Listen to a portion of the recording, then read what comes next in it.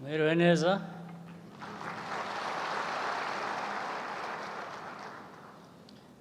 Ijambo ry'impamba ngira ngo riraba rigufi. Ni ugushyira hamwe mu magambo make ibyo tumaze iminsi tuganira, ariko ngira ngo nsabe kandi nibutse ko inama nk'izi tuba twagize n'ibiganiro byanyuze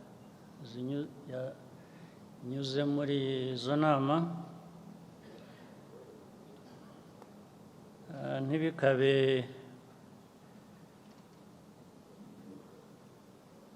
byo guhora dusubiramo gusa bimwe bitabona ikibivamo, bikaba umugenzo gusa tukajya tuza tukavuga ibibazo, tugatanga ibisubizo, tukaganira ibintu byinshi, ariko umwaka washira twagaruka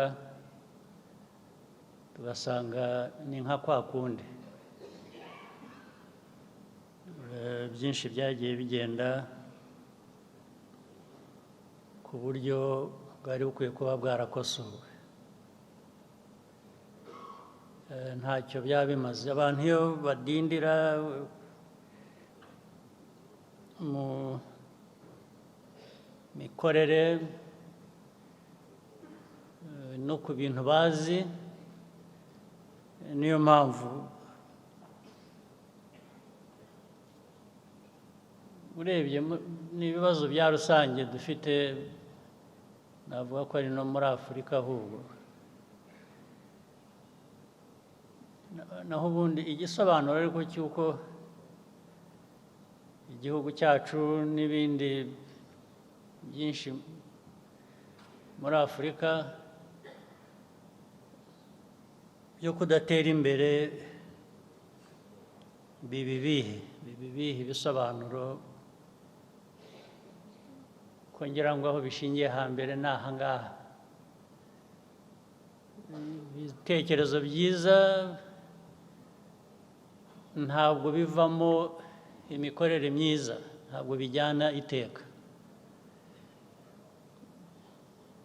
Twisuzumye rero ubwacu duhereye iwacu ngira ngo turabibona. Ntabwo twahora dufite abantu benshi muri hano rwose ubundi murashoboye, tekinikare murashoboye, ariko hari ikintu cyiza kikabavanamo ubwo bushobozi, umuntu akabura aho bugiye, akabura irengero ryabwo. Abantu bahora bashoboye, ariko bigaruka ngira ngo buriya politiki nayo ni umuco, biva ku muco. Iyo wifitemo ubushobozi, ubumenyi, ibikenewe byose, ariko ntihagire ikikuvamo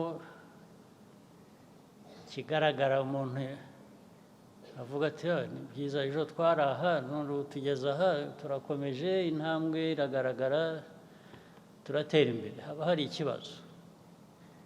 Abantu bashoboye, abantu bafite byinshi mu bikenewe, impamvu bahora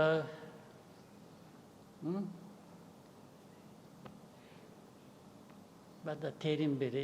Uyu mugabane wacu wa Afurika, indwara iwurimo ni iyihe? Hari ubwo tuzajya twifashisha wenda, kandi bifite ishingiro, hari ubwo twifashisha ko abaduteye ibibazo na kera kose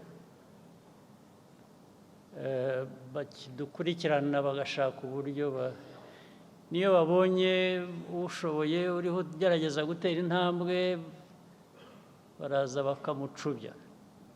Bafite uburyo bwinshi babikoramo ntunabibone ngo ubimenye ko ari byo, ariko baragucubya, bahora always checking you and putting you in what they call your right place. Your right place should be there. And hatishe, hadakijije, rimwe na rimwe bakugirira imbabazi bakaza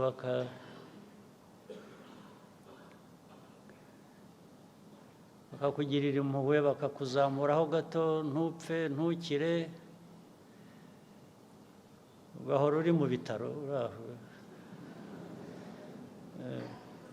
ukavamo ugasindagira bakakureka ugasindagira aho wajya kwegura umutwe bakagusubiza mu bitaro.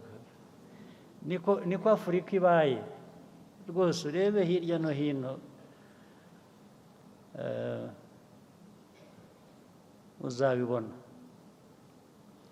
Ariko nubwo ariko bibaye, abo ngabo wabashyiraho urubanza, bavuga uko bameze, wagira ute, ariko kuzi ko bitazahinduka cyangwa bidahinduka, ubyemerera iki? We washyizeho uburyo bwawe ukoreraho ukagera ku cyo ushaka.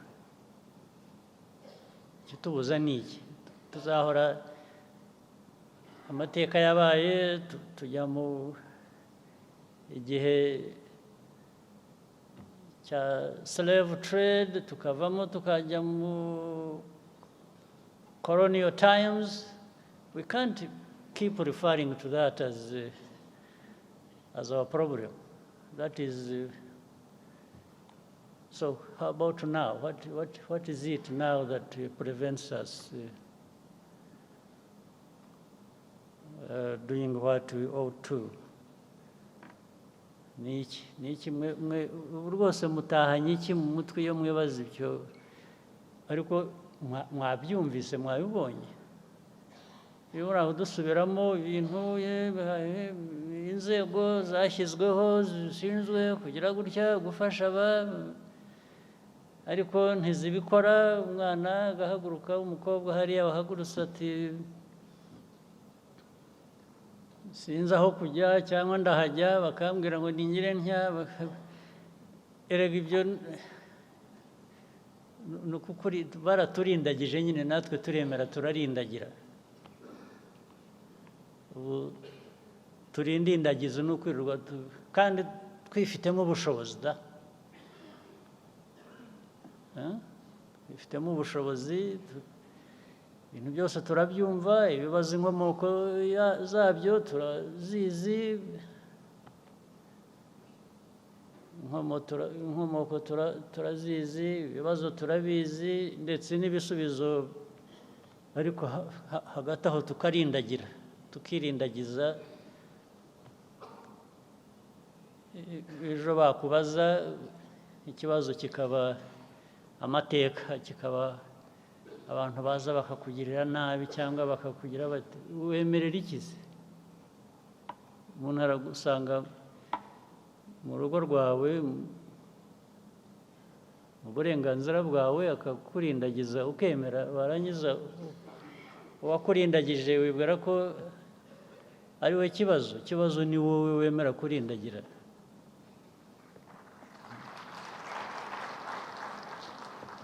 Twahindura dute rero mu by'ukuri imico yacu, ingendo yacu, ingiro yacu, byose ko tubizi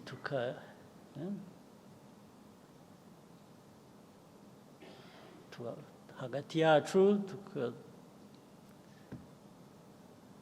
hari ibibazo byinshi ku isi. Ibyo ntabwo tubifitiye ubushobozi kubikemura, ariko dufite ubushobozi bwo gukemura ibyacu. Turabufite rwose. Impamvu tutabikemura noneho tugasigara twizibukira ayo macumu badutera bagira ngo baducubye, cyangwa natwe tukayabatera mbese. Kuko nicyo gisigaye. Ntabwo numva impamvu abantu ibibazo ku isi. Cyakora Eh,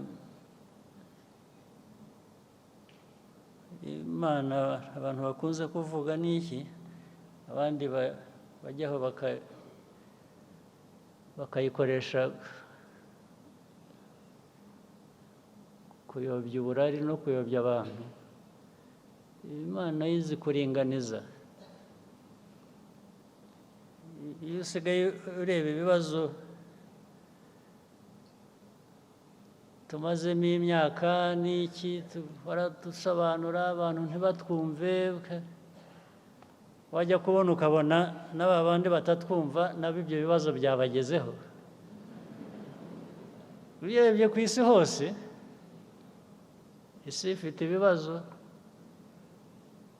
n'aba bandi b'ibigirwamana nabo barabifite, bitari bike. Ntawe bikwiriye gushimisha, ntabwo bishimishije ngo nabo barabifite, ariko biramfasha kubibutsa ngo ariko n'ibyo mugira n'abandi, burya namwe ujya gusenya ahandi, wagaruka iwawe ugasanga nawe bahasenye. Ubu nibyo bisigaye biriho. Ariko ibyo byose ntibikwiye kuturindagiza ngo twibagirwe ibitureba twebwe dushoboye. Hari ibyo dushoboye, ibyo dushoboye tubikore, ibyo tudashoboye tubishakire uburyo,